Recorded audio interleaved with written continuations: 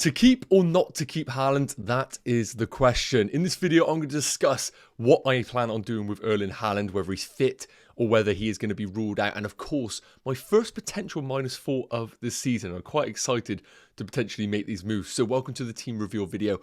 As always, make sure you do drop a like, smash that subscribe button. Without further ado, let's get into today's video. So a quick recap, I'm currently ranked 299,000th in the world, really happy off the back of that green arrow. I have one free transfer and 1.9 million in the bank.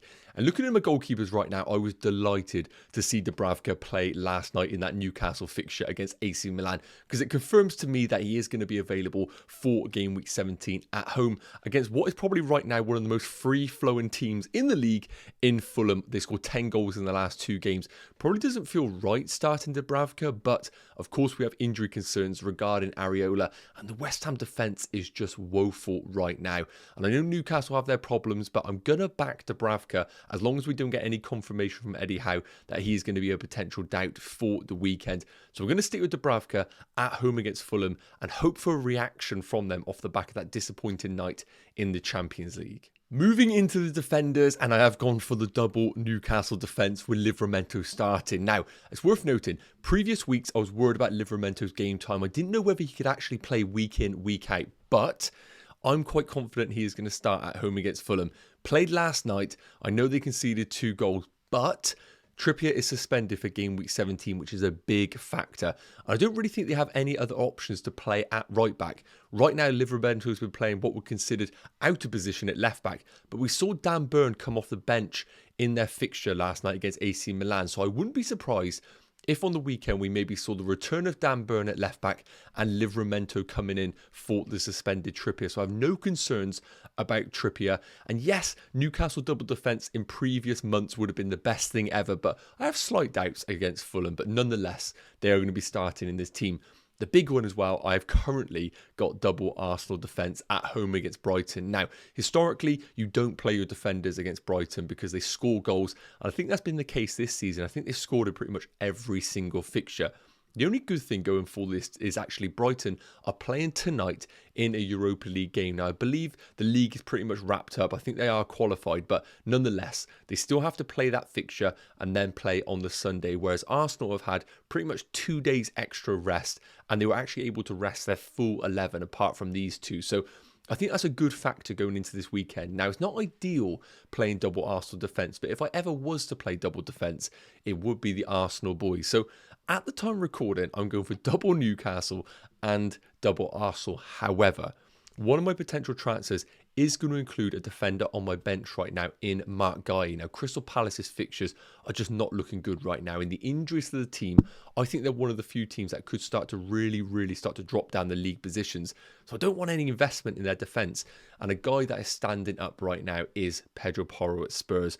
I think he's unbelievable. I feel so fortunate that he's only been coming along with 4 or 5 pointers because he has been due a monster double-digit haul each and every game week. So I feel like maybe just moving early and doing Mark Guy to Pedro Porro is the right move for my team. And if that was the situation, then I would bring down one of my Arsenal defenders onto the bench. But again, we'll touch on that in a minute. But Guy to Pedro Porro to boost this defence is definitely a transfer I want to make for my team. Next up, the midfielders, and to be honest with you, I'm really happy with how my midfielders are looking. However, off the back of the Newcastle game, we did see both Anthony Gordon and Kieran Trippier go off with suspected injuries. I'm going to put the quotes up here regarding Anthony Gordon because, of course, I own him right now. He should be flagged on this, so I do apologise. But previously, these 5 are absolutely locked in for the next few weeks before Son goes to the Asia Cup and Salah goes to AFCON, of course. But right now, Anthony Gordon could be an issue for my team. Now, I would sit here and say to you, I'm going to wait until the Friday press conferences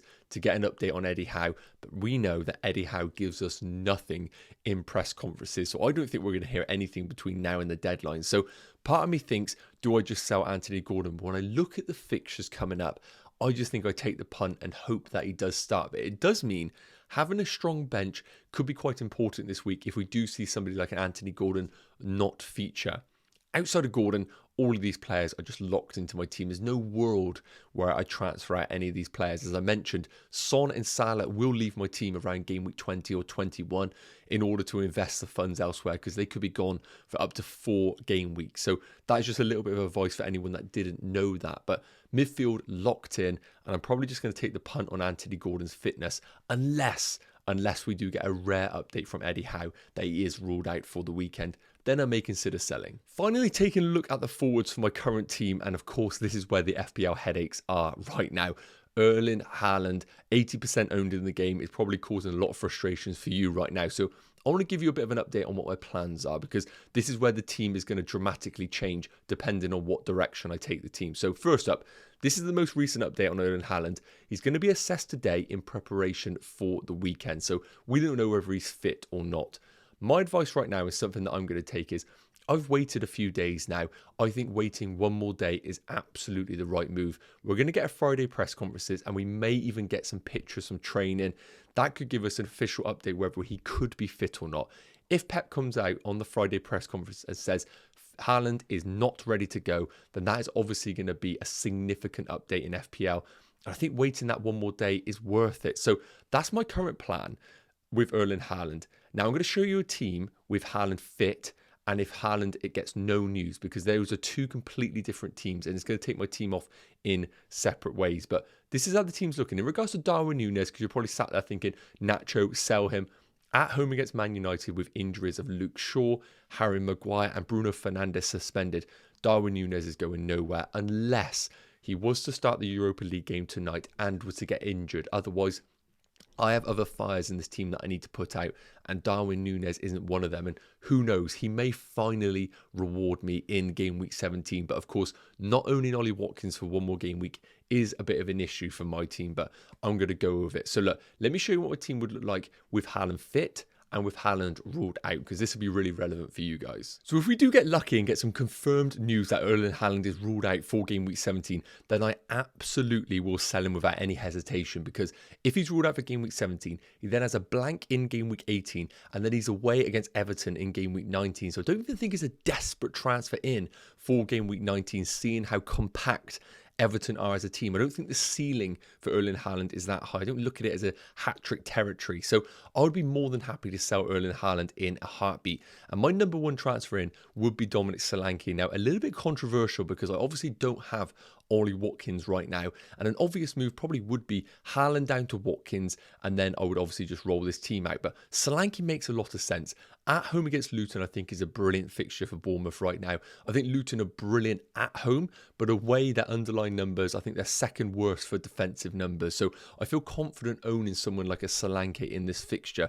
So Haaland to Solanke makes load of sense. The only issue with the team that you can see on your screens is, what if Anthony Gordon is ruled out? I suddenly have their Mark Guy coming in as my first sub away against Man City.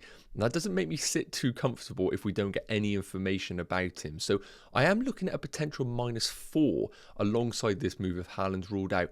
And while it isn't ideal, I think it's a transfer that would benefit me longer term. So it could be actually worthwhile if I do have a longer term perspective in mind. And as discussed at the start of the video, that priority defender that I would bring in is Spurs' Pedro Porro away against a Nottingham Forest team who are all over the place right now. Now, of course, being the Friday night game as well, it would be some serious torture if I don't bring him in and he hauls. It's going to ruin my entire weekend. So that may be a factor as well. But when I actually make this move potentially for a -4, it just makes me feel a little bit more comfortable about the team. If we were to get news that Anthony Gordon is ruled out for the weekend, it means that Gabriel can come in, and suddenly I would have a double Arsenal defence, which, as I mentioned, is not ideal. But if I was to own a double defence, it would be Arsenal, because their underlying numbers are fantastic this season. So this is how the team would look with a -4. And to be honest with you, I feel really happy with this team if I was to go down it. It means that Pedro Porro is in for the long term. It means I brought in Dominic Solanke, and then in game week 18, I would make the Darwin Núñez to Ollie Watkins move. And then in game week 19 or game week 20, I would then look to bring back Erling Haaland, either with the money that I have in the bank or using Salah or Son as a bit of a cash cow to enable the purchase of Erling Haaland. So this This is the team if Erling Haaland is ruled out. I'm pretty confident on it. Let me show you my team if he is confirmed fit for the weekend. Now, if we were to get the joyous news that Erling Haaland is fit and raring to go for the weekend, then I probably would take the punt and start him and keep him in my team. But it's worth noting, I probably wouldn't put the captaincy on him, even though he might be ruled fit, just because they might be managing his minutes slightly. So I think still the captaincy would remain on Mo Salah against a Man United defence with no Harry Maguire or Luke Shaw. That one just seems very simple to me this game week. So then the transfer is not a point set. I would simply do Mark Guy to Pedro Porro and bench Gabriel. And then this ticks a lot of boxes for my team. I get the Spurs defender that I want long term. I get to keep Erling Haaland knowing that I'll just bench him in game week 18 and bring him back in game week 19 into the starting 11. And I also have Gabriel as my first sub at home against Brighton. So I have no worries if, for example, Gordon was to miss out on the weekend. So this would be the ideal situation where Haaland is actually confirmed fit. I start him, he bags a hat-trick, comes off nice and early, and I have Anthony Gordon starting for the team. And it also means I don't have to take a -4 for the team. Now, of course, if Haaland is ruled out, I will have to do the hokey cokey where I sell him and bring him back in multiple weeks. But because of the situation with the Asia Cup and AFCON, with Son and Salah leaving, we're all going to have so much money in the bank anyway that we can use the cash here to bring Erling Haaland back into our FPL team. So I do think selling Haaland, if he is a doubt, is the right move, because I think there's quite a bit of upside over the next 4 game weeks that we can benefit with the Haaland money in our teams. But this is likely how my team is going to look if we do get an update regarding Erling Haaland. Yes, guys, okay, that's going to wrap up today's Game Week 17 team reveal video. Again, I haven't confirmed my transfers, but you know now what I'm going to do if Haaland's confirmed fit or if he is ruled out. So I really hope this provided some value for everybody that is watching. I will be doing a Game Week 17 deadline live tomorrow, so make sure if you're not already, subscribe to the channel. Go jump on that live stream and ask any last minute questions that you do have. And if you can drop a like on the video, that'd be massively appreciated. Always aiming for 200. You legends usually deliver that. So thank you so much for tuning in. Make sure you stay tuned for tomorrow's live stream and have an amazing day. Take care. Cheers.